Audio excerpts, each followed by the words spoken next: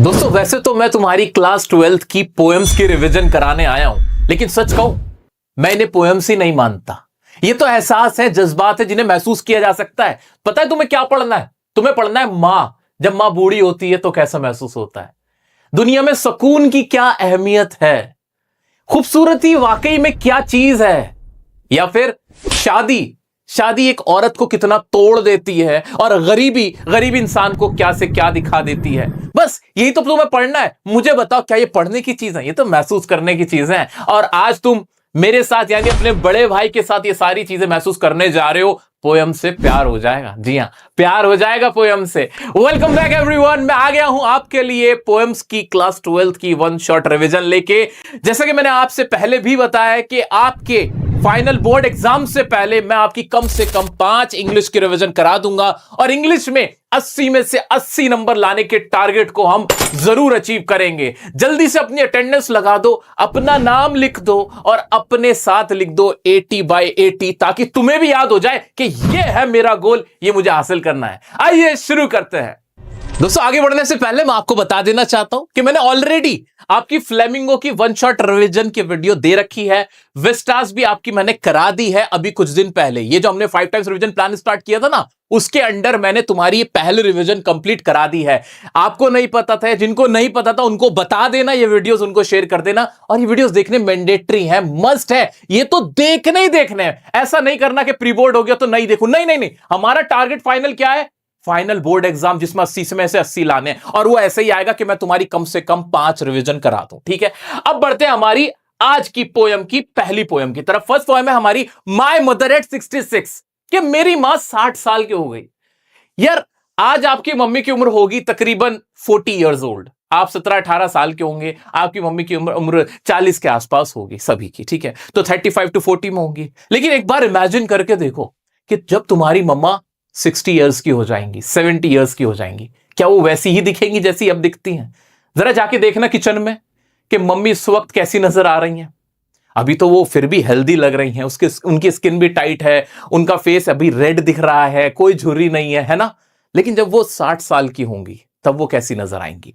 तब उनके रिंकल्स आ जाएंगे, जो उनका फेस एकदम पेल हो जाएगा, फीका पड़ेगा, वेन होगा, एकदम जर्द कलर का हो जाएगा। वो जो खून था, अब जो चेहरे पे सुर्खियां टूटती थी, वो नहीं रहेंगी। अब वो बूढ़ी नजर आएंगी, भुजा भुजा सा चेहरा हो जाएगा जब वो 60-65 साल की हो जाएंगी। क्या ये सोच के तुम्हारे दिल में दर्द नहीं हो रहा? क्या सोच के तकलीफ महसूस नहीं हो रही? बिल्कुल यही तकलीफ है माय मदर एट 66 की। जो कमला दास, जो कि हमारी साउथ इंडियन राइटर हैं, वो भी सिर्फ अपना दर्द ही यहां पे बयां कर रही हैं, एक्सप्लेन कर रही हैं एक पोएम के थ्रू। क्या कहती हैं वो? आइए देखते हैं। वो कहती हैं, क्या कहती है हमारी कमला दास, कि driving from my parents home to Cochin last Friday, थोड़ा और बड़ा कर देता हूं, अब आपको अच्छे से नजर आएगा। Driving from my parents home to Cochin last Friday, के ड्राइव करते हुए कहां से? अपने पेरेंट्स के होम से कोचीन के लिए last Friday morning I saw my mother beside me. तो गाड़ी में जा रही हैं हमारी कमला दास, हमारी पोएट, बराबर में उनकी मां बैठी हुई हैं गाड़ी के अंदर, और वो एयरपोर्ट की तरफ निकल रही हैं। अब उनकी नजर अपनी मां पे पड़ती है। डोज, वो ऊंग रही हैं, ओपन माउथ का मुंह खुला हुआ है। Her face ashen like that of a corpse, और उनका चेहरा ऐसा हुआ है बिल्कुल जैसे कि मुर्दा, उनमें जान ही ना बची हो। And realise with the pain of a corpse, and realise with the pain that she was as old as she looked, but soon put that thought away. वो बिल्कुल बूढ़ी नजर आ रही हैं, लेकिन अपना दिमाग, अपना ध्यान इधर से हटाने के लिए, ताकि मैं इस दर्द से खुद को दूर कर पाऊं, क्या किया? क्या and looked away out at young trees sprinting, the merry children spilling. जो रास्ते में खिड़की से बाहर मुझे पेड़ नजर आ रहे थे, मैंने नजर हटाई अपनी मां से, और जो पेड़ थे मैं उनको देखने लगी, मैं उनको देखने लगी ताकि मेरा ध्यान हट जाए। मैं बच्चों को, स्पिल का मतलब क्या होता है? स्पिल का मतलब होता है निकल के आना। जो बच्चे निकल के आ रहे थे, मैंने उनकी तरफ नजर दौड़ाई। वो जो दौड़ रहे थे बच्चे, वो जो स्प्रिंटिंग हो रहे थे, ट्रीज, जो आगे बढ़ते हुए ट्रीज मुझे नजर आ रहे थे, मैंने उधर अपना ध्यान लगाया। Out of their homes but after the airport security check standing a few yards away. लेकिन जब जो एयरपोर्ट का सिक्योरिटी चेक हो गया था, उसके बाद कुछ दूर खड़े होते हुए मैंने क्या करा? I looked again at her, मैंने दोबारा अपनी मां को देखा। Wan pale as a late winter's moon, बिल्कुल पीली पड़ी है, फीका कलर है, बिल्कुल चेहरे पे से रंगत उड़ी हुई है। जैसे कि कोई जो सर्दी का चांद होता है ना, सर्दियों में चांद बिल्कुल बुझा बुझा होता है, बिल्कुल वैसी वो नजर आ रही है। And felt that old familiar एक माई चाइल्डहुड फियर। अब मुझे पुराना मेरा जो दर्द था, जो मेरे बचपन का दर्द था, वो मुझे दोबारा से होने लगा। वो डर मुझे दोबारा से याद आ गया। वो डर था fear of losing my mother, अपनी मां को खो देने का डर। वो डर दोबारा से मुझे होने लगा इस उम्र में भी। But all I said was see you soon Amma. लेकिन मैं कुछ और नहीं कह पाई। मैं सिर्फ इतना कहा, अम्मा फिर मिलेंगे। And all I did was smile and smile and smile. Was she really smiling? No, not at all. She wasn't smiling, she was hiding her tears.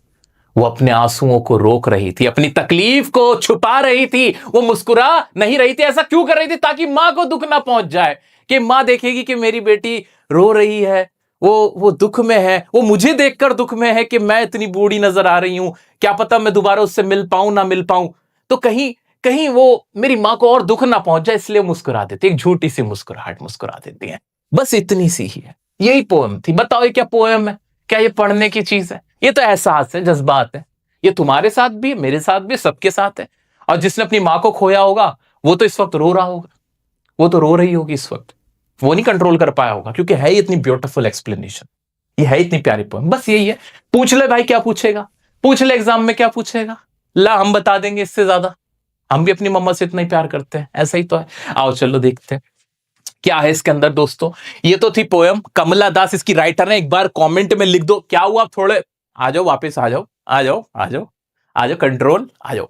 अब कमेंट में एक बार लिख दो नाम, ताकि याद रहे। Kamala Das is writer of, is a poet of कौन सी किसकी? माय मदर एट 66 की। आ जाओ चलो, थोड़ा सा इसमें जो कॉमन लाइंस जो तुम्हें लर्न करनी, याद करनी, वो देख लो। Fear of losing one's mother, के अपनी मां को खोने का जो फियर होता है वो इसमें दिखाया गया। मदर कैसी है? फ्रेजाइल। फ्रेजाइल मतलब मेरा बच्चा नाजुक। लिखो फ्रेजाइल, मेरा बच्चा, ये सब लिखो एक साथ। ओल्ड है, वेन एंड कॉप्स लाइक है, बिल्कुल ऐसी है जैसे मुर्दा हो गई हो। वेन पेल, पीली पड़ी हुई है, फीका रंग हुआ है। यंग ट्रीज स्प्रिंटिंग का मतलब हो गया years have passed। राइटर ने उधर क्यों देखा था? वो जो ट्रीज थे वो किसको दिखा रहे हैं? कि जो साल बीत गए उसको दिखा रहे हैं, ठीक है।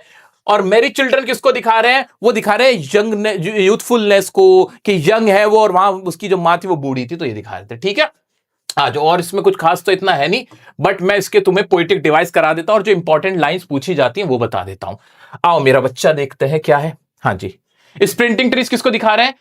यूथनेस को। ये तो पता ही है तुम्हें कि किसको दिखा रहे हैं? यूथफुलनेस को दिखा रहे हैं, जवानी को दिखा रहे हैं स्प्रिंटिंग ट्रीज, और जो यंग चिल्ड्रन थे वो, ठीक है। एलिट्रेशन इसमें क्या यूज किया? Poetic device. अब एलिट्रेशन क्या होता है, पर्सोनिफिकेशन क्या होता है, मैं इसकी एक सेपरेट पोएटिक डिवाइस की वीडियो तुम्हें दे दूंगा, और शायद मैं अभी दे चुका हूं अगर तुम ये बाद में देख रहे हो मेरा वीडियो, ठीक है। तो एक सेपरेट वीडियो हो जाएगी। अभी फिलहाल थोड़ा थोड़ा बताते हुए चलता हूं। एलिट्रेशन का मतलब होता है एक ही अक्षर बार बार रिपीट हो रहा हो, आवाज निकल रही है सेम। जैसे इसमें फा था, फा, इसमें क्या था? फा था, तो फा हो गया इसमें। आओ दिखा देते हैं।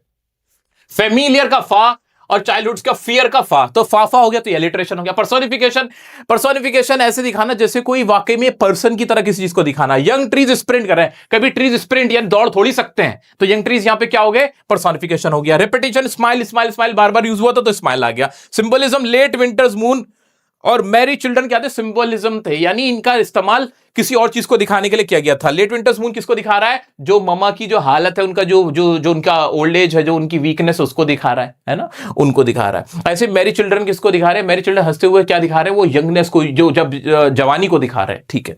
आ जाते हैं राइम स्कीम। इसकी फ्री वर्ड्स है, इसमें कोई लय नहीं बन रही, आएगा जाएगा आएगा इस तरह से लय नहीं बन रही, तो राइम स्कीम इसकी क्या लिखी जाएगी? फ्री है। दोस्तों जो एग्जाम में बार बार क्वेश्चन पूछा जाता है वो ये कि ये जो सेपरेशन था ये मेटाफोरिकल भी था और फिजिकल भी। मेटाफोरिकल मतलब कि कहा तो जा रहा है सेपरेशन है, लेकिन ये सिर्फ वही वाला सेपरेशन नहीं है कि एयरपोर्ट से ही हो रहा था, नहीं नहीं, ये सेपरेशन उस वाले सेपरेशन की बात भी हो रही है कि जो डेथ का जो उसको डर था, फियर ऑफ लूजिंग मदर, जो हमेशा के लिए उसको खो देने का डर था, उस सेपरेशन की भी बात हो रही है। और जो वहां वो फिजिकल सेपरेशन, जो अब वो अपनी मां का घर छोड़ के जा रही थी, वो उसकी भी बात हो रही है। नेक्स्ट है पोइट क्या कर रही है? बार बार पूछेगा पोइट को कैसा महसूस हो रहा है, तो बार बार आप बोला कि कमला दास जो हमारी पोइट है, she is hiding her feeling of sadness, वो अपनी सैडनेस की फीलिंग को हाइड करी, छिपा रही है। डिस्ट्रैक्टिंग हरसेल्फ, वो बाहर क्यों देख रही है? पूछेगा कि भाई बाहर क्यों देख रही थी वो, तो बता देंगे कि वो ट्रीज को और जो चिल्ड्रन है उनको इसलिए देख रही है ताकि वो अपनी जो सैडनेस है, अपने आप को डिस्ट्रैक्ट कर सके इन सारी चीजों से। क्लियर है? बार बार सवाल पूछता है कि वो स्माइल क्यों कर रही थी, इसका जवाब हम पहले देख लिया था। So that she don't, she does, in fact she does not want to hurt हर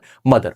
वो नहीं चाहती थी कि उसकी मां को तकलीफ पहुंचे या उसको एक्सप्रेस करे अपनी सैडनेस को। She does not want to show her sadness to her mother. ठीक है, सिंपल सा आंसर हो जाएगा। बाकी इसके सभी क्वेश्चन बार बार बोल रहा हूं मेरा बच्चा, बार बार सुन लो, 5 टाइम्स रिवीजन प्लान है ये इंग्लिश का तुम्हारा क्लास 12th के लिए।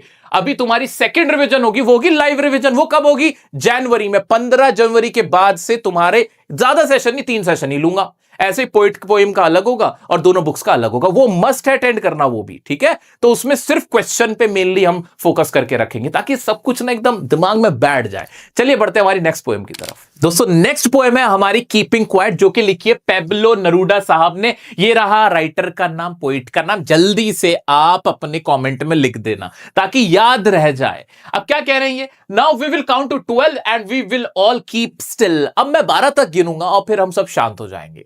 ठीक है। For once on the face of the earth let's not speak in any language. आओ चलो हम सब यूनाइट हो जाते हैं। Let's not speak in any language, we will speak the language of silence. कौन सी लैंग्वेज बोलेंगे हम? साइलेंस की लैंग्वेज, शांति की लैंग्वेज बोलेंगे। Let's stop for 1 second, we will stop for 1 second. हम 1 सेकंड के लिए रुकते हैं। And not move our arms so much, और अपने हाथ बहुत ज्यादा नहीं हिलाएंगे। हाथ हिलाने का मतलब, मूव करने का मतलब है हम आर्ग्यू नहीं करेंगे, हम फाइट नहीं करेंगे, हम बिल्कुल क्या हो जाएंगे? यूनाइट हो जाएंगे। यूनिटी के साथ अक्रॉस द नेशन, जितने भी नेशन है पूरी दुनिया है, वहां सब लोग साइलेंस की लैंग्वेज बोलेंगे। उससे क्या होगा? It would be an exotic moment. अब एग्जाम में मेरा बच्चा क्वेश्चन पूछता है कि एक्सोटिक मोमेंट का मतलब क्या है? कि एक स्ट्रेंज मोमेंट होगा, एक अजीब सा मोमेंट होगा, जहां पे क्या होगा? विदाउट रश, जहां कोई जल्दी नहीं होगी। विदाउट इंजन, इंजन का मतलब है ना कोई ट्रक होगा, ना ट्रैफिक होगा, ना कोई ट्रांसपोर्टेशन होगा, सब कुछ शांत रहेगा कुछ टाइम के लिए। We would all be together, और हम सब क्या हो जाएंगे? टुगेदर हो जाएंगे, यूनाइटेड हो जाएंगे इन अ सडन स्ट्रेंजनेस। कौन सी स्ट्रेंजनेस में? एक अजीब सी चीज के अंदर, जो इस साइलेंस की दुनिया है उसके अंदर हम सब एक हो जाएंगे। और हम जितना भी लड़ाई लड़ रहे थे, जितने भी हम फाइट कर रहे थे, जितना भी हम वायलेंस फैला रहे थे, वो सब कुछ रुक जाएगा। उसके बाद क्या कहते हैं पेब्लो नेरूडा साहब? Fisherman in the cold sea would not harm whales. ये जो फिशरमैन, मछुआरे हैं कोल्ड सी में, वो वेल्स को हार्म नहीं पहुंचाएंगे, तो वेल्स बच जाएंगे। इससे क्या दिखता है कि पेब्लो नेरूडा क्या है? एक एनवायरमेंटलिस्ट भी है, एक सोशल वर्कर भी है। मेरा बच्चा एग्जाम में पूछता है कि इससे क्या मिलता, क्या समझ में आता है आपको? कि वो एक क्या है? सोशल वर्कर भी नजर आते हैं, एनवायरमेंटलिस्ट भी नजर आते हैं, ये याद रखना। And the man gathering salt would look at his hurt hands. और वो जो आदमी जो सॉल्ट को इकट्ठा कर रहा है, नमक को इकट्ठा कर रहा है, वो भी अपने हाथों को देखने का उसको समय मिलेगा। इसका मतलब क्या है? We all will be seeing our damaged bodies, damage souls. जो भी हमारे डैमेज बॉडीज हैं, जो डैमेज सोल्स हैं, वो हम सब अपने आप को, अपने दुखों को देखने का हमें मौका मिलेगा कि हमने खुद को कितना हार्म कर लिया है। So we will be having a time to see our damaged bodies and soul, या डैमेज लाइफ, ये जो हमने अपनी कर रखी है वो हम देख पाएंगे, हमें कुछ समय मिल जाएगा। आगे बढ़ते हैं। आगे क्या कह रहे हैं? आगे कह रहे हैं, those who prepare green wars with gas, wars with fire, victory with no survivors. वो लोग, वो जो लड़ाइयां लड़ रहे हैं, युद्ध लड़ रहे हैं, कोई आग से युद्ध लड़ रहा है, कोई गैस से युद्ध लड़ रहा है, लोगों को मार रहे हैं, करोड़ों लोग को मारा जा रहा है, उससे क्या हो रहा है? विक्ट्री विद नो सर्वाइवर, जिसमें किसी की जीत भी नहीं होती। विक्ट्री विद नो सर्वाइवर का मतलब कि असल में जो हारती है वो क्या होती है? ह्यूमैनिटी। अल्टीमेटली ह्यूमैनिटी बीट होती है, ह्यूमैनिटी की हार होती है, डिफीट होती है। ठीक है, उसमें किसी की भी देश की जीत नहीं होती। Would put on clean clothes and walk about with their brothers. तो क्या करेंगे? जो लोग लड़ रहे हैं, जो सैनिक लड़ रहे हैं, एक दूसरे देश से लड़ाइयां हो रही हैं, उनको भी एक मौका मिलेगा कि वो क्या करेंगे? पुट ऑन न्यू क्लोथ्स, या क्लीन क्लोथ्स का मतलब कि एक न्यू बिगिनिंग वो भी शुरू करेंगे, एक नई शुरुआत करेंगे। Clean clothes and walk with about with their brothers. Brothers किसको बोल रहे हैं? जो ह्यूमन बींग्स हैं, आपस में हम ह्यूमन बींग्स सारे क्या हैं? ब्रदर्स हैं। तो ये जो जंग लड़ रहे हैं ना लोग, बड़ी बड़ी वॉर कर रहे हैं, तो वो भी रुक जाएंगे कुछ देर के लिए भाई, और वो भी कहेंगे कि यार हम सब क्या है? हम भाई हैं, और एक साथ चलेंगे। फिर क्या होगा? In the shade doing nothing. वहां बैठ के आराम से, शांति से आनंद लेंगे इस साइलेंस का, मजा लेंगे इस साइलेंस का। तो अगर हम थोड़ी देर के लिए सब शांत हो जाएंगे तो क्या क्या हो रहा है देख पा रहे हो तुम, कि लड़ाइयां रुक गई, वेल मछली को जो मार रहा था मछुआरा वो रुक गया, लोगों के जो दुख थे अपने अंदर, जिन्होंने अपने आप को बहुत नुकसान पहुंचाया हुआ था, वो देख पाएंगे कि भाई हमने कितना अपने आप को नुकसान पहुंचा लिया है। सब कुछ शांत हो जाएगा, कोई शोर शराबा नहीं, कोई भी जो शोरगुल दिमाग को परेशान करता है वो सब कुछ खत्म हो जाएगा। फिर क्या होगा? What I want should not be confused with total inactivity. मेरा मतलब ये नहीं है कि बिल्कुल टोटल इनएक्टिविटी हो जाए, कि सब कुछ बंद ही हो जाए। Life is what it is about. I want no truck with death, if I were not so single minded about keeping our lives moving. अब इनका मतलब ये नहीं है कि ये एकदम ऐसी जिंदगी चाहते हैं, ऐसा वर्ल्ड चाहते हैं जब सब कुछ लाइफलेस हो जाए। नहीं नहीं नहीं, ये शांति चाहते हैं कि जो बुरी चीजें हैं वो रुक जाए। या यही कह रहे हैं कि अगर हम बहुत सिंगल माइंडेड ना हो, क्या कह रहे हैं, if we were not so single minded, अगर हम सिर्फ एक ही तरह से ना सोचें, अगर हम सब सिर्फ एक ही तरह से ना सोचें about keeping our life moving, कि जिस तरह से हम अपनी जिंदगी गुजार रहे हैं उसे अगर हम सिर्फ एक ही तरह से ना जिए, एंड फॉर वंस, और एक बार हम क्या करें, कुड डू नथिंग, और कुछ ना करें, perhaps a huge silence might interrupt this sadness. तो हो सकता है जो हमारे दिलों में उदासी घर कर गई है वो दूर हो जाए।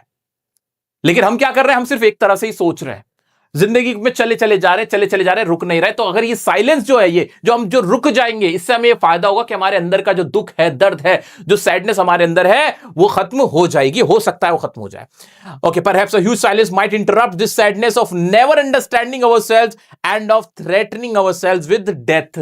वो जो हमारे अंदर सैडनेस है, किस चीज की सैडनेस, अब वो सैडनेस बताई इन्होंने, किस चीज की सैडनेस, सैडनेस वो कि हम अपने आप को ही पहचान नहीं पाते, अपने आप को ही नहीं समझ पाते, और जो हमें मौत का डर सताता रहता है वो शायद हमारे मन से दूर हो जाएगा। यहां बात किस चीज की हो रही है मेनली मेरा बच्चा, इंट्रोस्पेक्शन की। इंट्रोस्पेक्शन मतलब खुद का इंस्पेक्शन, खुद के बारे में जानना। हम कभी खुद के बारे में नहीं जान पाते, लेकिन जब हम थोड़ी देर के लिए सब शांत हो जाएंगे, so we will have the time to introspect ourselves, कि हम इंट्रोस्पेक्ट कर पाएंगे खुद को कि भाई हम क्या करना चाहते हैं लाइफ में, और जो फियर ऑफ डेथ है वो भी हमारे मन से निकल जाएगा। आगे क्या कहते हैं हमारे poet, perhaps the earth can teach us as when everything seems dead and later proves to be alive.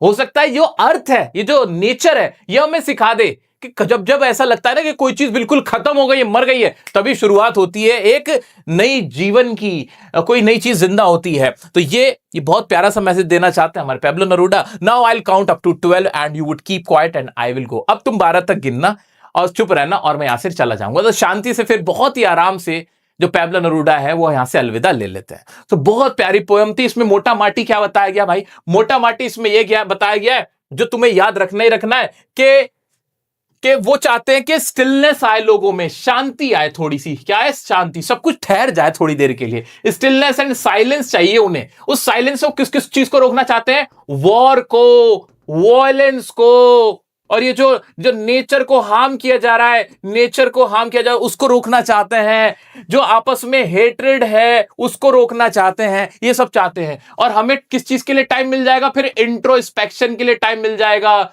जो फियर है उसको, फियर ऑफ डेथ को दूर करने का टाइम मिल जाएगा। ये सब कुछ हमें मिल जाएगा। और वो कह रहे हैं कि जो नेचर है वो ऐसा ही है, नेचर भी साइलेंट रहता है और हमें बहुत कुछ सिखाता है। सो नेचर के बारे में भी उन्होंने इसका जिक्र किया है। इतना था और बहुत ज्यादा इसमें था नहीं। बाकी जो तुम्हें याद रखना है वो मैं बता देता हूं। उससे पहले मेरा बच्चा आ जाते हैं, इसकी कुछ इंपॉर्टेंट लाइंस जो तुम्हें एग्जाम में याद करनी ही करनी है वो देख लेते हैं। हाँ जी, तो क्या कह रहे हैं भाई साहब, ये आ जाइए देखते हैं।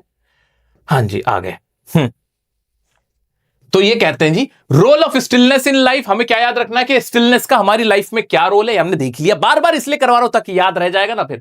Keeping quiet will bring us the peace of the mind. शांत रहने से हमारे को क्या मिलता है, पीस ऑफ माइंड मिलता है। मेरा बच्चा लिखो ये लाइन, कमेंट में लिखो। आज यहां लिख रहे हो, कल एग्जाम में लिखोगे। आज यहां लिख रहे हो, तुम्हारे जहन में, तुम्हारे दिमाग में, मस्तिष्क में लिखा जा रहा है। Introspect and understand ourselves better. इससे क्या क्या फायदा होता है कि हम इंट्रोस्पेक्ट कर पाते हैं, अंडरस्टैंड कर पाते हैं खुद को। No harm done by anyone, no wars, truck death और वेल, कि भाई किसी को भी कोई हार्म नहीं होता, ना कोई वेल मरती है और ना कोई वॉर होती है। Introspection and no total inactivity, उनका मतलब टोटल इनएक्टिविटी से नहीं है। इतना बताया, ठीक है जी। आ जाओ चलो, साइलेंस एंड स्टिलनेस से क्या फायदा होता है इसको एक बार अच्छे से समझ लेते हैं। ये वर्ड यूज करना मेरा बच्चा, एलिविएट्स। एलिविएट्स का मतलब होता है किसी चीज को कम करना। एग्जाम में बढ़िया नंबर मिलेंगे। एग्जाम में बार बार क्वेश्चन ये पूछा जाता है कि बताओ ये जो स्टिलनेस है, क्वाइटनेस है, इससे क्या फायदा होता है। तो तुम्हें क्या पहले बताना है, एलिविएट सैडनेस, इससे सैडनेस दूर हो जाती है। दूसरा, ये थेरेप्यूटिक है, एक तरह की थेरेपी होती है। गिफ्ट ऑफ इनसाइट, इनसाइट मतलब अपने बारे में जानना, अपने स्टेट्स के हम कैसे हैं। एनालिसिस, सेल्फ एनालिसिस हो जाता है। इंट्रोस्पेक्शन हो जाएगा। Better and peaceful world, world कैसा हो जाएगा, बेटर हो जाएगा, पीसफुल हो जाएगा। सो ये अपने वर्ड्स में थोड़ा भी बना के लिखोगे हो जाएगा। आंसर बनाना कैसे, मैंने तुम्हारे लिए टॉनिक सीरीज बना रखी है, ये जरूर देखना मेरा बच्चा। How to write your own answer, ये वीडियोस, ये 3-4 वीडियोस ही हैं, इससे तुम्हें आंसर लिखने का तरीका आ जाएगा। इसके पोएटिक डिवाइस देख लेते हैं। हाँ जी, पोएटिक डिवाइस देख लेते हैं। तुम्हारे एलिट्रेशन, एलिट्रेशन इसमें क्या था, वाह वाह की आवाज आ रही थी, हाँ जी वाह वाह की आवाज आ रही थी, वाह वाह, ऐसे हर्ट हैंड्स में हा हा की आवाज है, तो तुम खुद भी देख सकते हो एलिट्रेशन और ये पोएटिक डिवाइस इजी हो गए। ऐसे फॉर्म में फा था और कौन सा था, फा फा फा, ऐसे सा बड़ा आसान था। तो ये हमारे इसमें क्या थे, एलिट्रेशन थे। रेपिटेशन, एक ही वर्ड बार बार कौन सा रिपीट हुआ था, विदाउट विदाउट विदाउट बार बार यूज हो गया था। सिंबलिज्म, ब्रदर ब्रदर्स किसको दिखा रहे हैं, ह्यूमन बींग्स को दिखा रहे हैं, ये इसके सिंबलिज्म हो गए थे। आज राइम स्कीम फ्री थी, इसमें बहुत ज्यादा एक रिले नहीं बन रही थी, ठीक है। बाकी ये सारी चीजें और अच्छे से हम हमारे लाइफ सिस्टम में, तो अभी शुरुआत है मेरा बच्चा, this is just the starting. इसके बाद देखना हम अभी 3-4 और बढ़िया रिवीजन करेंगे, देखना तुम औरों को भी पढ़ा पाओगे। अब बढ़ते हैं हमारे नेक्स्ट पोएम की तरफ। भाई ये वाली पोएम तो सच में मैंने दिल से फील किए, महसूस किए, तुम भी कर पाओगे, तुम भी कर पाओगे। जरा देखना कि कौन सी पोएम है, अ थिंग ऑफ ब्यूटी के। भाई ब्यूटी की क्या चीज है, ब्यूटी चीज क्या है भाई, ये सुंदरता है क्या वाकई में। ये लिखी किसने, एक रोमांटिक पोइट है जिनका नाम है जॉन कीट्स। लिख डालो, मैं अगर इनको पोइट्री की दुनिया का शाहरुख खान कहूं तो गलत नहीं होगा भाई। बहुत ही रोमांटिक आदमी है और बड़ी शानदार उन्होंने पोएम लिखी है। अब जैसे हम सुनते हैं कि थिंग ऑफ ब्यूटी, हमें लगता है सुंदरता, यानी कोई खूबसूरत लड़की या लड़के के बारे में बात हो रही होगी, है ना, ऐसा कुछ भी नहीं है। अब ये क्या कह रहे हैं कि वाकई में ब्यूटी क्या है, उससे पहले कुछ इंपॉर्टेंट वर्ड्स हैं जो तुम्हें इस पोएम को पढ़ने से पहले पता होने चाहिए। बावर बोलते हैं corner of a garden, garden का जो कॉर्नर होता है, एक कोना होता है, उसको बोलते हैं बावर। रेदिंग का मतलब माला बनाना, माला जो पिरोते हैं उसको बनाना। डिस्पॉन्डेंस मतलब बहुत ज्यादा निराशा में होना। डर्थ मतलब किसी चीज की कमी को बोलते हैं। ग्लूमी बहुत उदास। पॉल मतलब कवर को बोलते हैं, कवर जो ढक दिया जाता है ऊपर से। रिल्स मतलब जो कोई छोटी सी वो होती है ना, धारा, या कोई जो जो नदी नाली छोटी सी आती है ऊपर से निकलती हुई पहाड़ों पे से, उसको बोलते हैं धारा को रिल्स बोलते हैं। ग्रैंड्योर का मतलब शान, महिमा, भव्यता, उसको बोलते हैं ग्रैंड्योर, ठीक है। इमॉर्टल का मतलब जो अमर है। ब्रिंक मतलब किसी चीज के कगार पे। अब ये सारे वर्ड दोबारा से आएंगे और तुम्हें बताना होगा मुझे कि तुम्हें याद है कि नहीं। देख लिए, एक नजर मार ली। दोस्तों क्या कह रहे हैं जॉन कीट्स, देखना तुम जरा। अ thing of beauty is a joy for ever. ये जो थिंग ऑफ ब्यूटी है ना, वो जिंदगी भर का मजा है। इट्स लवलीनेस इंक्रीजेस, और इसका प्यारापन ना बढ़ता है। It will never pass into nothingness, और ये कभी खत्म नहीं होती, नथिंगनेस नहीं बनती। मतलब जैसे बाकी चीजें खत्म हो जाती है ना, ये खत्म नहीं होती। तो ये कौन सी खूबसूरत चीज की बात कर रहे हैं वो नहीं अभी बताया, वो अभी नीचे बताएंगे। अभी तो ये उसकी खासियत और उसकी जो अच्छाइयां हैं वो बता रहे हैं, ठीक है। But will keep a bower quiet for us and a sleep full of sweet dreams and health and quiet breathing. वो बता रहे हैं बिल्कुल ऐसा ही है जैसे बावर। बावर का मतलब क्या, गार्डन का एक कोना, शांत कोना है जहां आप सो रहे हो, गहरी गहरी सांस ले रहे हो, आपके पास तंदुरुस्ती भी, आप बीमार भी नहीं हो, ये इस तरह से है, ठीक है। अभी भी नहीं बताया कि वाकई में ये है क्या, ये नहीं बता रहे कौन सी खूबसूरती की बात कर रहे हैं ये। Full of sweet dreams, therefore इसीलिए on every morrow are we wreathing a flowery band to bind us to the earth. क्या हर अगले दिन हम यही नहीं कर रहे होते कि हम एक कनेक्शन बना रहे होते हैं, किसके साथ, अर्थ के साथ। हम इस दुनिया में अपना जो कनेक्शन बना पाते हैं अर्थ के साथ, वो इसी की वजह से बना पाते हैं। वी आर बाइंडिंग, हम क्या है, हम उससे जुड़े हुए हैं, हमने उससे बंधे हुए हैं। बिल्कुल ऐसे जैसे कोई माला पिरो के रखता है, माला से बंध जाते हैं, ऐसे किस तरह से वो भी बताएंगे। ये हमने एक फ्लावरी बैंड बना रखा है जिसको, जो हमें बांध के रखता है, किससे बांध के रखता है, इस अर्थ से। ये ब्यूटी है जिसने हमें ऐसे बंधवा के रखा हुआ है। किस तरह से, अब देखते हैं। स्पाइट ऑफ डिस्पॉन्डेंस, डिस्पॉन्डेंस का मतलब हाँ उदासी के बावजूद भी, of the inhuman dearth, dearth मतलब क्या था, कमी। भाई लोगों में क्या है, नोबल नेचर नहीं है, बुरे लोग हैं इस दुनिया में, बहुत बुरे बुरे लोग हैं।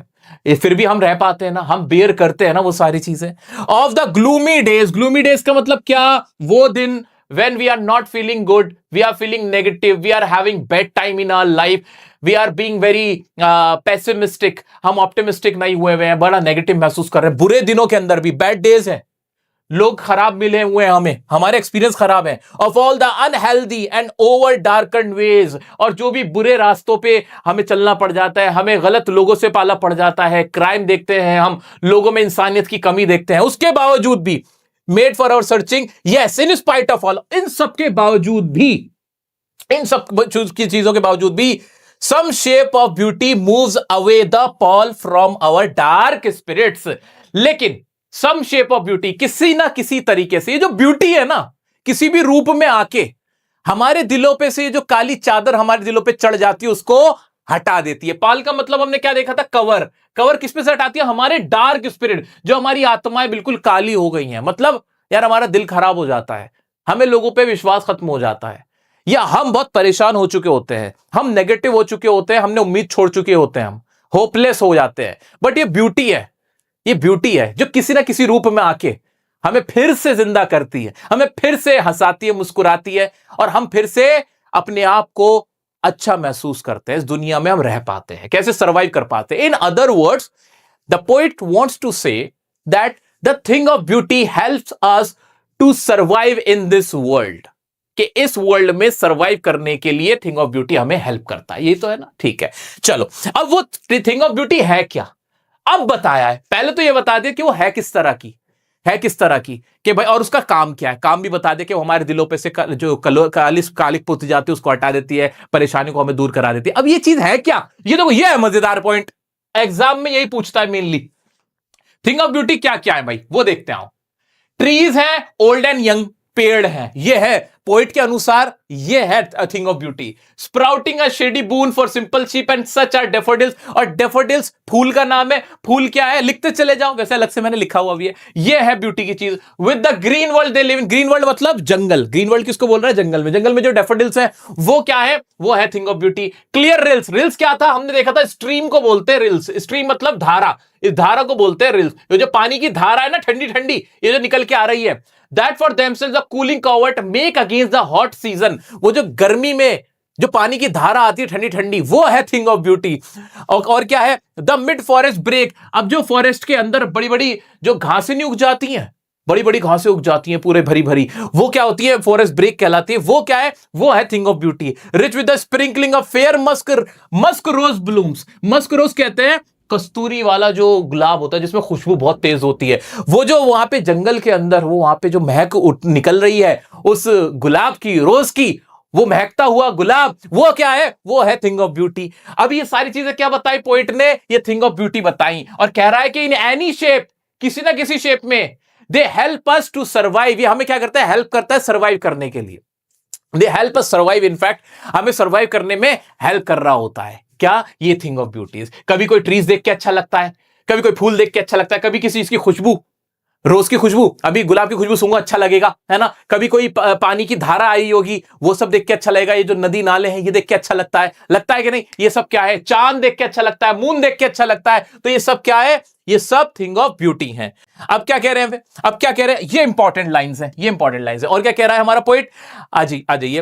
And such too is the grandeur of the dooms. अब ग्रैंडर का मतलब मैंने क्या बताया था, शान, भव्यता, महिमा। और वो जो हमारे हीरोज हैं, जो ग्रेट्स हैं, जिन्होंने देश के लिए जाने दी हैं, जो लीडर्स रहे हैं बड़े बड़े, जिन्होंने, जो देशभक्त रहे हैं, शहीद हुए हैं, वो क्या thing of beauty. We have imagine for the mighty dead, mighty dead किसको कहा है, उन हीरोज को कहा है who have sacrificed their life for their country, who have done a great job for their countries और नेशन और this world.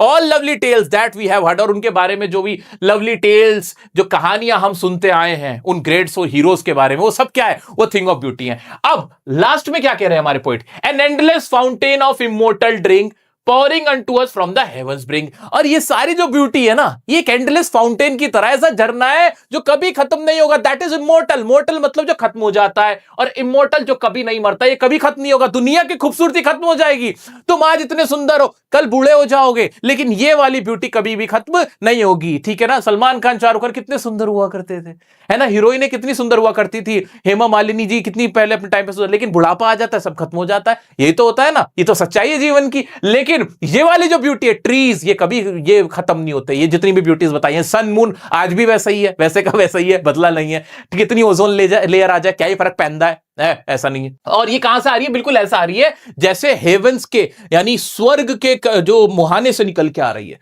यानी जन्नत से, स्वर्ग से निकल के आ रही है। ये इस तरह की ब्यूटी है, जितनी भी ब्यूटी की हमने बातें की, यानी ये कभी भी खत्म नहीं होगी। दोस्तों बार बार पूछता है एग्जाम में कि बताओ माइटी डेड किसको कहा गया है, तो क्या नहीं बता सकते कौन है माइटी डेड, अभी बताओ कमेंट में। ऐसे कहेगा कि बताओ इसे इमोर्टल ड्रिंक क्यों कहा गया है, भाई हमें पता है, बिकॉज ये कभी भी खत्म नहीं होगा, it will not come to an end, ये कभी भी खत्म नहीं होगा, ये हमेशा चलता रहेगा, क्योंकि डायरेक्ट कहां से आ रहा है, हेवंस ब्रिंग्स आ रहा है। बताओ बताओ बताओ, जो ब्यूटीफुल चीजें किसको कहा गया, थिंग ऑफ ब्यूटी किसको बताया, तो ट्रीज, सबसे पहले तो सन, मून, ट्रीज, डेफोडिल्स, रोज, मस्क, उसको बोला गया। ये सारे क्या हमें नहीं पता, क्लियर रिल्स, ये सब नहीं पता। पता है सर, अब इसमें और क्या पूछ लेगा मेरा बच्चा, अगर कोई पूछेगा भी तो मैं बता देता हूं। इससे मजेदार पोएम नहीं हो सकती। और मैंने ना तुम्हें पूरा समझा दिया है, इसमें क्या ही छोड़ा हमने। एक बार कुछ एग्जाम की लाइन जो तुम्हें लिख के आनी है वो घोल के पिला देता हूं।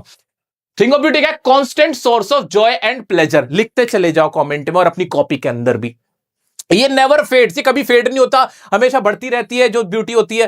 Gives us piece and pleasant shelter, हमें पीस देती है, प्लेजेंट शेल्टर देती है। वी सफर फ्रॉम डिसअपॉइंटमेंट, हम किससे सफर करते हैं? डिसअपॉइंटमेंट से सफर करते हैं। हमें गुड ह्यूमन क्वालिटीज नहीं मिलती, हम वो ढूंढते रहते हैं। नोबल नेचर्स नहीं मिलते, अच्छे लोग नहीं मिलते, वो ढूंढते रहते हैं। Thing of beauty remove the curtain of darkness, जो डार्कनेस का कर्टन, जो जो जो कपड़ा होता है वो हमारे ऊपर से हटाती है। Sun, moon, tree, daffodils, flowing streams, musk rose flowers, ये सब क्या है? ये थिंग ऑफ ब्यूटी है। Stories of brave soldiers and our ancestors, वो क्या है? वो थिंग ऑफ ब्यूटी है। और beauty of earth is of divine origin and immortal, और ये सारी ब्यूटीफुल चीजें जिसका जिक्र किया गया है ये डिवाइन नेचर की होती हैं एंड दे आर इमोर्टल। मेरा बच्चा, सिर्फ ये लाइंस तुम्हारी बहुत हेल्प करेंगी एग्जाम में जब क्वेश्चन आएगा। एक्सट्रैक्ट बेस्ड क्वेश्चन में तो धूम मचा दोगे। अब इसके पोएटिक डिवाइस कुछ मैंने लिखाए हुए हैं, वो जरा एक बार देख लेना। पोएटिक डिवाइस देख लेना।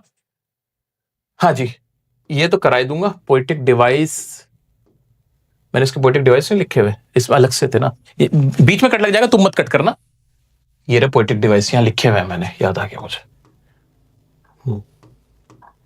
हाँ जी, पोएटिक डिवाइस इसके देख लेते हैं। तो मेटाफर इसमें क्या था? बावर, माय मेटाफर था bower, sweet dreams, flowery band pall, endless fountain of immortal dream, ये सब क्या थे? मेटाफर थे। यानी इनका लिटरल मीनिंग कुछ और था और जो इनका असल मीनिंग कुछ और था, तो ये दोनों में फर्क था। ठीक है, एलिट्रेशन, अब तो तुम समझदार ही हो गए। सा सा की आवाज जिसमें आ रही है वो सब क्या थे? एलिट्रेशन थे, सेम साउंड ऑफ लेटर। हाँ, इमेजरी, इमेजरी क्या थी इसमें? Flowery band, such the sun, the moon, ये सारी इमेजरी थी। पूरी पोएम ही क्या है? इमेजरी है। इमेजरी है, इमेजिन कराया जा रहा है, तुम्हारे दिमाग में ये सारी तस्वीरें बनाई जा रही हैं। ठीक है, इन्वर्जन्स क्या है? Are we reading? रेपिटेशन देख लो मेनली, और तो मुझे उम्मीद है कि तुम कर ही लोगे। बाकी राइम स्कीम तुम्हारे सामने, A B B C C D D, बहुत बड़ी पोएम, उस हिसाब से राइम स्कीम है। मैं इस पे अभी इतना ज्यादा ध्यान इसलिए नहीं दे रहा क्योंकि अभी मैं तुम्हें क्वेश्चन नहीं करा रहा। जब इनसे रिलेटेड क्वेश्चन हम करेंगे तो उसमें पोएटिक डिवाइस को और घोल के पिलाऊंगा, चिंता ना करो। अभी फोकस किस पे रखना है? मैं चाहता हूं जब मुझे तुम नेक्स्ट टाइम मिलो ना लाइव सेशन में, लाइव सेशन में मिलो तुम मुझे, तो तुम्हें ये लाइन याद हुई हुई हो, इन्हें ना ऐसे दोहरा लेना 2-3 बार, ये याद, ये घोल के पी जाओ। मीनिंग माइटी डेड कोई पूछे बता दो, कोई पूछे बताओ कि बताओ इमोर्टल ड्रिंक क्यों कहा है, बताओ बताओ ब्यूटीफुल चीजें क्या है, बताओ जॉन कीट्स के द्वारा। ये सब मोटा माटा पहले करेंगे, मोटा मोटा फिर करेंगे छोटा छोटा, ये हमारी स्ट्रैटेजी रहने वाली है। ठीक है, अभी मैंने कुछ स्पेशल भी लिखा हुआ है आपके लिए। माइटी डेड का तो मैंने बताया दिया किसके बारे में बात हो रही है, great historical figures who have passed away, या हीरोज जो उनके बारे में बात थी। अब थिंग ऑफ ब्यूटी, अब एग्जाम में अगर लिखना हो थिंग ऑफ ब्यूटी क्या है, तो क्या है, क्या मिलता है उससे? हमें वार्मथ मिलती है, एनर्जी मिलती है, ब्यूटी मिलती है, वाइब्रेंस मिलती है, ऑप्टिमिज्म मिलता है, इट ब्रिंग्स जॉय, हमें मजे देती है, इट अपलिफ्ट आवर स्पिरिट्स, हमारी स्पिरिट को ऊपर करती है, सोलेस मिलते हैं। तो ये सारी चीजें आप इसके अंदर ऐड ऑन कर सकते हो, सिर्फ इस डायग्राम को देख लोगे तो भी तुम्हें याद रह जाएगा। आइए दोस्तों, आगे बढ़ते हैं नेक्स्ट पोएम की तरफ। दोस्तों, मैं तुम्हें लेके चलूंगा तुम्हारी क्लास 10th में। क्लास 10th में पोएम थी, याद है, द ट्रीज, एड्रियन रिच ने लिखी थी। तुमने अगर मुझसे ही पढ़ा है तो तुम्हें याद होगा। पढ़ा है क्या? एक बार कमेंट करके बताना जरूर। ठीक है, एड्रियन रिच की ही एक और पोएम जो कि 12th में अब हम पढ़ते हैं, वो कौन सी है? Aunt Jennifer's tigers. मैंने पहले ही बताया था कि एक फेमिनिस्ट पोइट है, औरतों के बारे में बात करते हैं, उन पे जो जुल्म होता है उसके ऊपर। अब इस पोएम को पढ़ने से पहले कुछ ऐसे कीवर्ड्स हैं जो तुम्हें पता होने चाहिए, जिनके मीनिंग वो क्या है। प्रॉन्स का मतलब होता है उछलकूद करना, डेनिजन्स का मतलब कहीं के रहने वाले, स्लीक का मतलब बहुत ज्यादा चिकना, और शिवलरिक का मतलब पराक्रमी, बहुत ज्यादा जिसमें हिम्मत हो, बड़ा काम किया हो। ऑर्डियल्स मतलब जो कठिनाइयां होती हैं जिंदगी की, उनको ऑर्डियल्स, आजमाइश जिसे लिखा हुआ है। फ्लटरिंग मतलब फड़फड़ाना, ऐसे हाथ फड़फड़ाना। और टोपाज का मतलब, वैसे तो पुखराज हिंदी में बोलते हैं, लेकिन एक तरह का एक ऐसा होता है चमकदार सा, लोग हाथों में पहनते हैं, मोती जैसा होता है ना, पुखराज जिसे बोलते हैं वो। ठीक है, अब वो प्रेशियस स्टोन, एक तरह का पत्थर जिसे कहते हैं। अब वो किस तरह कलर का होता है? पीले, तेज पीले कलर का होता है। ये याद रखना, ये याद रखना। अब पढ़ते हैं हमारी पोएम। मैं चाहता हूं तुम रटो मत कुछ, पोएट्री देख के तुम्हें भी समझ में आए कि हाँ इसका मीनिंग क्या निकल रहा है। भाई साहब आ जाओ, चलो देखते हैं क्या कह रही है आंट जेनिफर्स टाइगर्स में हमारी एड्रियन रिच। एड्रियन रिच क्या कह रही है, ये देखते हैं।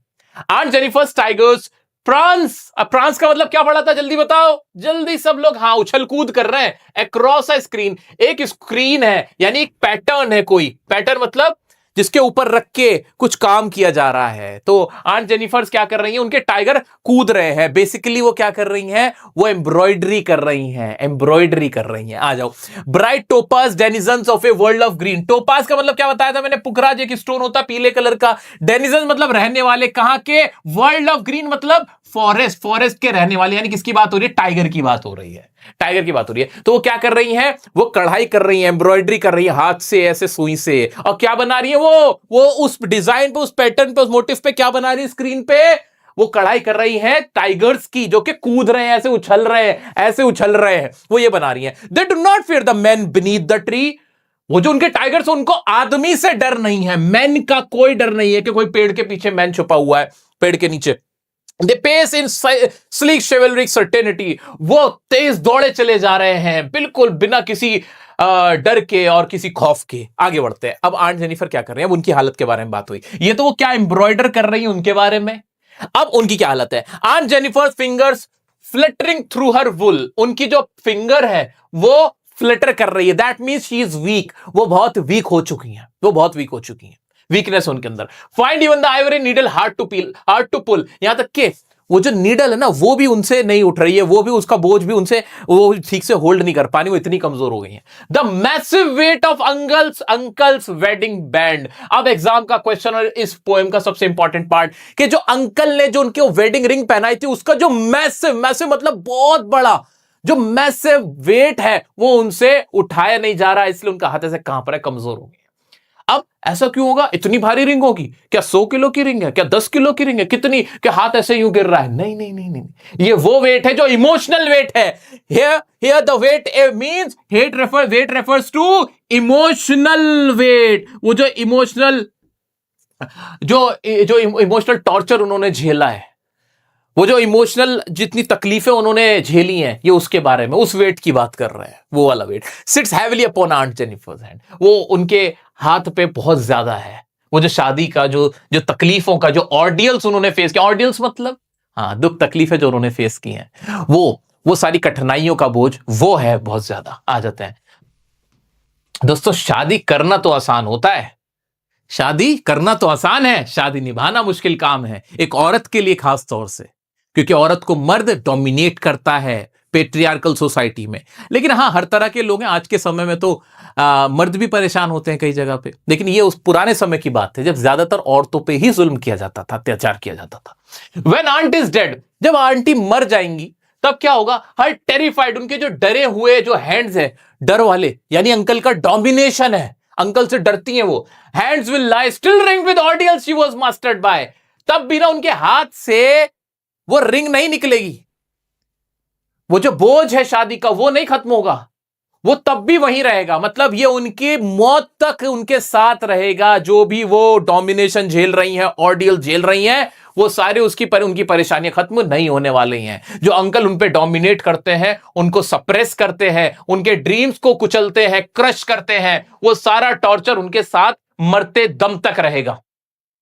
The tigers in the panel that she made will go on prancing, proud and unafraid। लेकिन उनके जो सोच है, जो उनके टाइगर्स हैं, टाइगर्स यहां पे क्या है, वो आंटी की सोच को दिखा रहे हैं। दे आर द थॉट्स, ये उनके थॉट्स हैं, विचार हैं। लेकिन वो जो उनके टाइगर्स हैं, उनके मरने के बाद भी वो ऐसे ही तेज दौड़ते रहेंगे, प्राउड के साथ, बिना डरे हुए। तो यहां पे टाइगर्स उनकी थॉट्स को दिखा रहे हैं, उनके जो विचार हैं उनको दिखा रहे हैं कि वो क्या सोचती है। तो उनके विचारों को नहीं बांधा गया है, लेकिन उनको बांध दिया गया है। उनपे सप्रेशन है, उनको वो सबमिसिव लाइफ जी रही हैं, लेकिन उनके जो सोच है वो बहुत फ्रीडम चाहिए उनको। ये जो दौड़ते हुए टाइगर्स किसको दिखा रहे हैं कि शी वांट्स फ्रीडम, इंडिपेंडेंसी, उन्हें ये सब चाहिए, लेकिन वो अभी दबी हुई हैं। आइए दोस्तों, इसको एक अलग अंदाज में जो एग्जाम के पॉइंट ऑफ व्यू से इंपॉर्टेंट लाइंस हैं वो देखते हैं। मेरा बच्चा, बहुत सिंपल सी पोएम थी, क्या क्या एग्जाम में पूछा जाता है वो भी बता दूंगा। aren't embroidering a motif या डिजाइन या pattern. Energetic fearless tigers moving freely. Energetic tigers, ये हमने सब कुछ देखा हुआ था कि वो क्या कर रहे हैं, मूव कर रहे हैं, दौड़ रहे हैं बहुत freely. Living life of submissiveness. Submissiveness important word. मेरा बच्चा एक बार सब कमेंट में लिखो कि aunt Jennifer is living a life of submissiveness. Submissiveness का मतलब ये होता है दबी हुई जिंदगी. किसी के आगे ऐसे पूरा आपने कह दिया कि भाई मैं तेरा ही हो गया, जो करना है कर ले मेरे साथ. बिल्कुल हथियार डाल दिए, दबा दिया गया आपको. सबमिसिवनेस वाली जिंदगी जी रहे हैं. Her fingers tremble as she embroiders. उनकी उंगलियां कांप रही हैं. Wedding ring reminds her the dominance of her husband. जो वेडिंग रिंग है वो किस चीज की याद दिलाता है? Dominance of her husband. ये लाइन याद कर लो, घोल के पी जाओ. एग्जाम में क्वेश्चन आएगा कि why the emotional weight of the ring, in fact why the weight of the ring is so massive. जो रिंग का जो वेट है वो इतना मैसिव क्यों है? Because it reminds of her dominance, of the dominance of her husband. वो उनके हस्बैंड के डोमिनेंस को रिमाइंड कराता है. ऑन हर डेथ, और जब वो मर जाएंगी, the ring will remain on her finger. उनके फिंगर में रहेगी. Tigers continue to move around freely forever. तो ये इंपॉर्टेंट इसकी एक्सप्लेनेशन थी, एग्जाम इंपॉर्टेंट लाइंस थी जो तुम्हें याद रहेंगी. बार बार एग्जाम में जो इसका क्वेश्चन बनता है मेरा बच्चा, वो यही बनता है कि इमोशनल वेट ज्यादा होता है. वो जो रिंग का वेट था, वो जो रिंग का वेट ज्यादा क्यों था? क्योंकि वो इमोशनल वेट का मतलब यहां पे क्या है? तो उसमें आप क्या बताओगे कि दैट शोज दी सबमिसिवनेस लाइफ या सबमिसिवनेस ऑफ आंट जेनिफर. कि वो कितनी सबमिसिव है. डोमिनेंस उनके हस्बैंड का है, डोमिनेंस को दिखा रहा है. That shows dominance of her husband.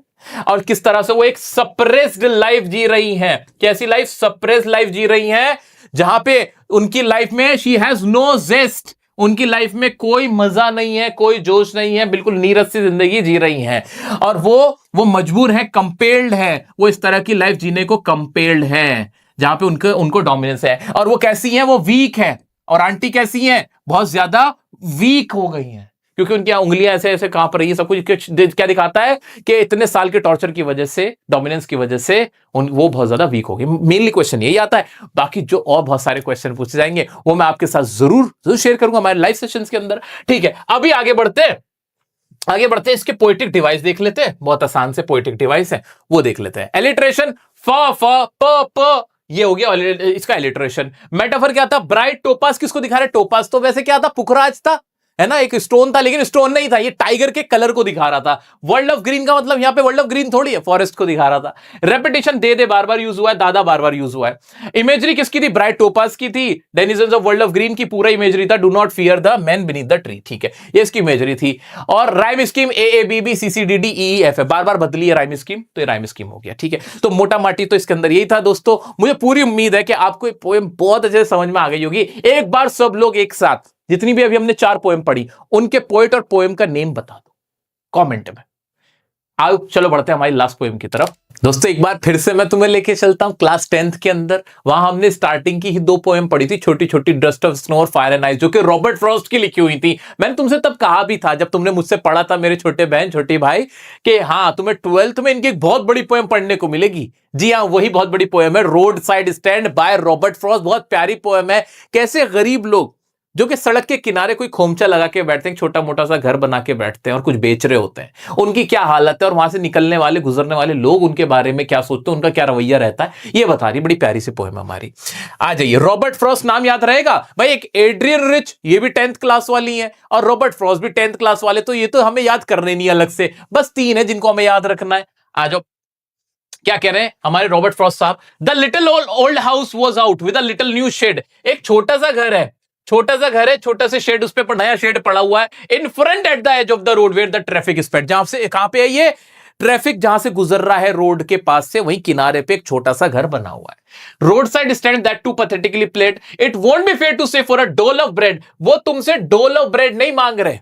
They are not seeking any kind of food from you. They are not even begging. They are poor people but they are selling something. वो कुछ बेच रहे हैं. Okay. But for some of the money, the cash whose flow supports the flower of cities from sinking and withering faint. Withering faint का मतलब होता है, withering मतलब होता है मुरझाना, faint मतलब बेहोशी को कहते हैं. तो रॉबर्ट फ्रॉस्ट साहब कहते हैं कि ये लोग जो है ये तुमसे खाना पीना नहीं मांग रहे, कोई तुमसे भीख नहीं मांग रहे कि हमें कुछ खाने को दे दो, बल्कि वो भी वही कैश चाह रहे हैं, वही मनी चाह रहे हैं जिसके कैश फ्लो से तुम भी अपने शहरों को इतना तुमने आलीशान बनाया, तुम पैसा कमा रहे हो. वही पैसा तो वो भी तुमसे सोच रहे हैं कि तुम उनसे सामान खरीदो और उन्हें वो पैसे दे दो.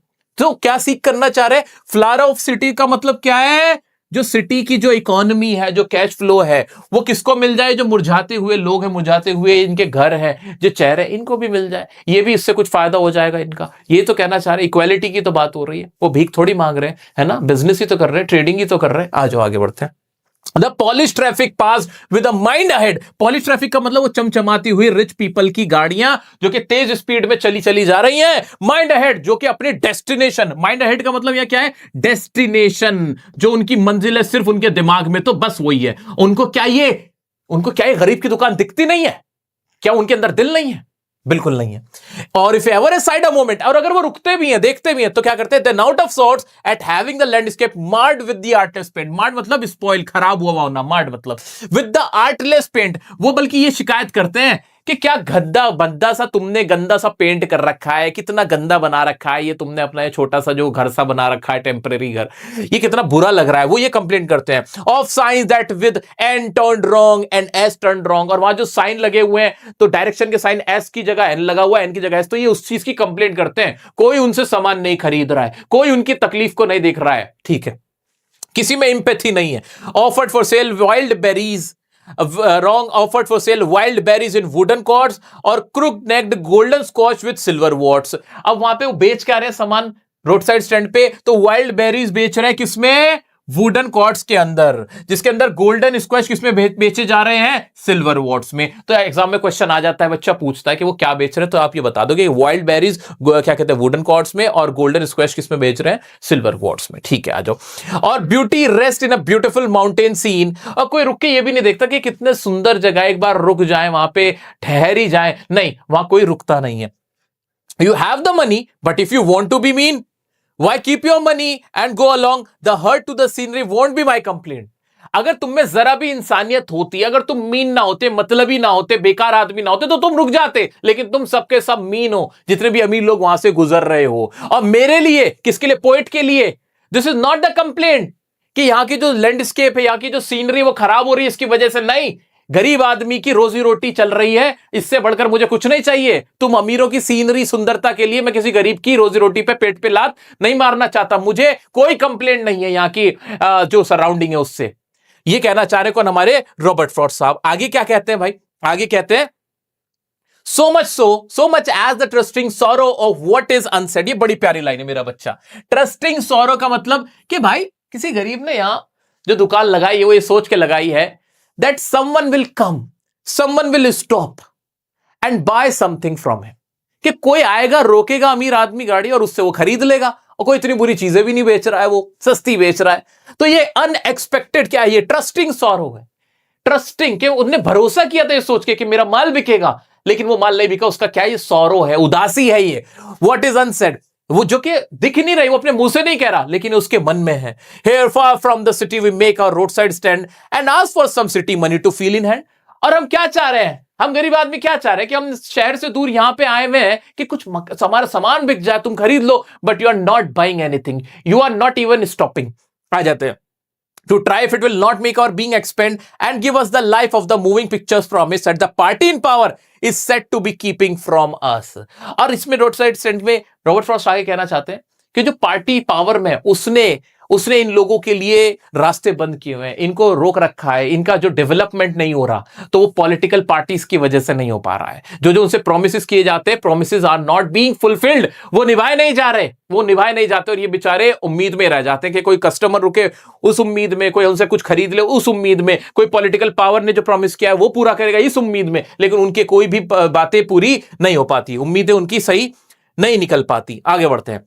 It is in the news that all these pitiful kin are to be bought out and mercifully gathered in to live in villages next to the theater and the store। ऐसा खबरों में कि अब ये बेचारे रोड साइड स्टैंड वाले जो गरीब लोग हैं और इन जैसे जो लोग हैं, इनको बसाया जाएगा। इनके जो अभी रोड साइड स्टैंड में जो इन्होंने बना रखे हैं टेम्परेरी शेल्टर, इनको खरीद लिया जाएगा, इनकी दुकानों को खरीद लिया जाएगा और इनको बसा दिया जाएगा कहां? थिएटर के पास, स्टोर के पास। Where they won't have to think for themselves anymore, जहां इनको ये सब कुछ सोचने की जरूरत नहीं पड़ेगी कि कैसे गुजारा करना है।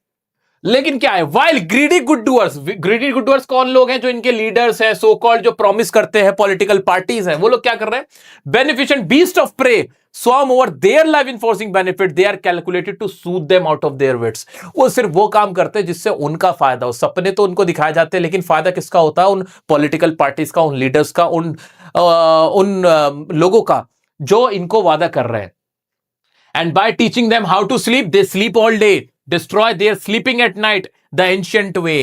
और वो क्या करते हैं? वो इनसे वादा करते हैं कि अब तुम्हें सुकून की नींद मिलेगी, चैन की सांस मिलेगी, लेकिन असल में वो चैन की सांस सोते हैं, चैन की नींद सोते हैं, और इनको कोई भी बेनिफिट नहीं मिलता। इनको आज भी वही जो बरसों से चली आई जिंदगी, इनकी आज भी जिंदगी वैसी ही रहेगी और वैसी ही चलती आ रही है। सो ये सारी बातें कौन कर रहे हैं? हमारे रॉबर्ट फ्रॉस्ट साहब कह रहे हैं कि पॉलिटिकल पार्टीज जो भी हैं, ये जितने भी लोग रिस्पॉन्सिबल हैं इन लोगों की इस हालत के लिए, उसके बारे में बात कर रहे हैं। आगे बढ़ते हैं, आगे क्या कह रहे हैं? Sometimes I feel my self I can hardly bear the thought of so much childish longing in vain. Writer कहते हैं, पोइट कहते हैं कि कभी कभी तो यार मेरे से बर्दाश्त नहीं होता कि इन लोगों की उम्मीद कैसे बर्बाद हो जाती है। कैसे ये लोग, जो फार्मर्स लोग हैं, जो गरीब लोग हैं, रोड साइड स्टैंड पे जो बैठे हुए हैं, जो सामान बेच रहे हैं, इन्हें उम्मीद होती है कि गाड़ियां रुकेंगी, उनसे सामान खरीदेंगी, लेकिन ऐसा नहीं होता है। ये देख के ना राइटर का बड़ा दिल दुखता है। यहाँ पे चाइल्डिश लॉन्गिंग इन वेन किसकी जा रही है? वो जो फार्मर्स हैं, वो जो सेलर्स हैं, वो जो ये उम्मीद लगा के बैठे कि कोई रुकेगा। लॉन्गिंग का मतलब क्या होता है मेरा बच्चा? डिजायर, ख्वाहिश, जो उनकी ख्वाहिश है कि ऐसी इच्छा है कि ऐसा हो जाए, लेकिन ऐसा नहीं होता। कैसे? द सैडनेस दैट लर्क्स मतलब होता है घात लगा के बैठना, near the open window there. अब वो क्या है? उन्होंने अपनी खिड़की खोल लेते हैं, जैसे कोई आ रहा होता है तो खिड़की खोल के देखते रहते कि अब ये रुकेगा। That waits all in almost open prayer. पूरे दिन ऐसे ही वो खिड़की खोल के बैठे रहते कि कोई आएगा, रुकेगा, सामान खरीदेगा, जैसे कोई प्रार्थना कर रहे हो कि यार, दुआ कर रहे हो कि यार कोई आ जाए। ये देख के राइटर का बड़ा दिल दुखता है।